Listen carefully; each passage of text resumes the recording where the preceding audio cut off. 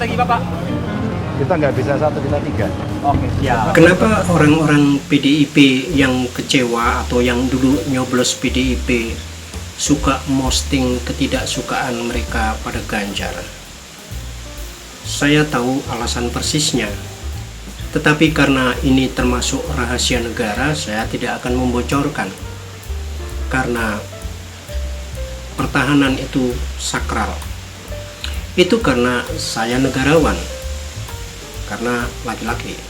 Kalau saya perempuan mungkin disebut negarawati. Anda cinta tanah air kan?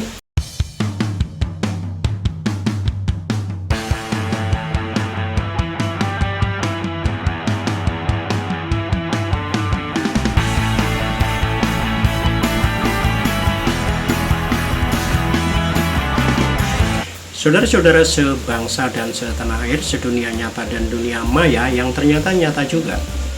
Kalau beda pilihan jangan baper, kalau baper jangan nonton debat capres. Nanti bisa ikutan cawe-cawe dan terus kemudian ngajak makan di resto. Secara kasat mata dari 3 paslon presiden, sebetulnya dengan mudah kita sebut Ganjar Mahfud yang bakal memenangi. Lihat dengan adil dari sikap, track record, reputasi, juga prestasi artinya, itu menurut saya. Kalau menurut Pean ya mungkin membenarkan pula. Atau menyalahkan, menyangkal, dan mengatakan paslon lain pemenangnya. Meski itu giliran saya menyangkal. Meskipun punya akses ke istana, saya tidak ingin ngajak dialog dengan presiden. Karena pasti protokoler negara akan membuat relasi antar manusia jadi ribet.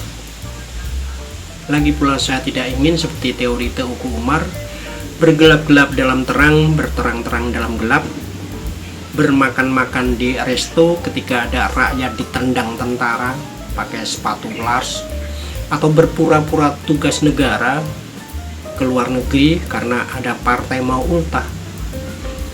Dibanding Teuku Umar, saya lebih suka tagline bohlam lampu yang terus terang, terang terus.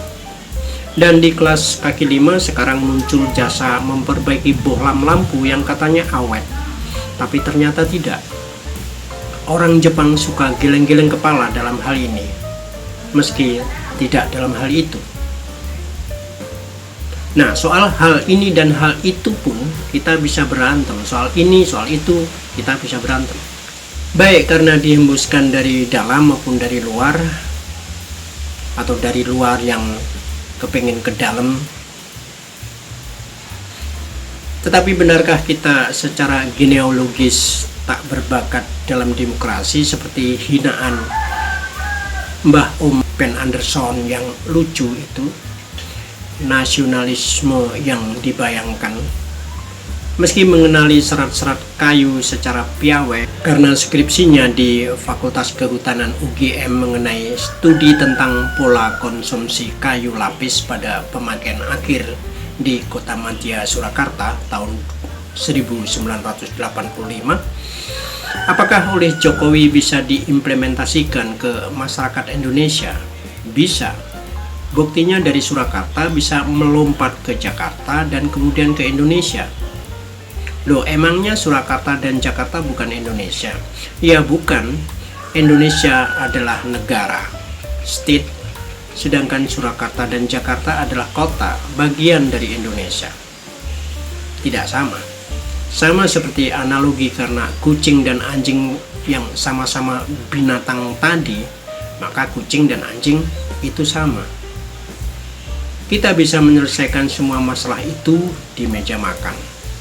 Dari Banjarsari hingga Noto Harjo, tak ada hubungannya dengan Noto Miharjo, ayah Jokowi. Cuma soal mie di situ bisa jadi persoalan. Semua lebih karena kita tidak suka berbantah, atau mungkin lebih tepatnya tidak suka dibantah. Makanya menghindari dialog.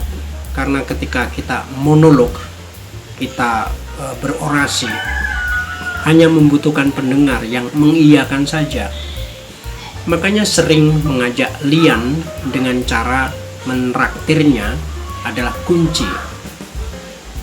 Posisinya lebih menang, termasuk dalam hal menraktir orang yang kita ingin dengar apa yang dia mau omongkan tentang kita tentu. Karena si penraktir ingin mendapatkan afirmasi atas pemikirannya. Nya siapa? Nya si penraktir itu loh. Nya itu memang suka bikin repot dalam bahasa Indonesia. Itu baru soalnya. Lah soal kita, kami, mereka, kalian, belum pula saya, aku. Makanya ada pemilu, pembuat pilu yang oleh John Lennon diplesetkan dari general election menjadi general erection. Erection itu ketegangan atau ngaceng. Tapi adakah ngaceng yang tidak tegang? Ada mereka yang sudah terima transferan, tapi tetap sok heroik, patriotik. Dalam muktamar ke-34 NU di Lampung, Jokowi menjanjikan konsesi lahan, pertanian hingga pertambangan mineral dan batu bara, minerba. Janji-janji khas Jokowi, dan itu sudah membuat NU tenang. Karena Gus Yahya sendiri tidak ingin NU jadi penonton. NU ingin ikut main. Soal cebong kampret sudah hilang atau karena konsesi lahan itu? Nah, kalau soal itu, hilangnya musuh bersama selalu melahirkan kisruh di internal. Ganti pengurus, pemberhentian atau pergantian pengurus. Apalagi kalau ada yang merasa orang dekat Jokowi. Jokowi memang luar biasa karena tidak biasa melihat orang berbeda dan tidak bisa membedakan antara reaksi dan responsi. Karena diplomasi adalah dipolonasi. Pantesan Jokowi bangga impor beras hingga Juni 2024. Siapa tahu Pilpres 2 putaran.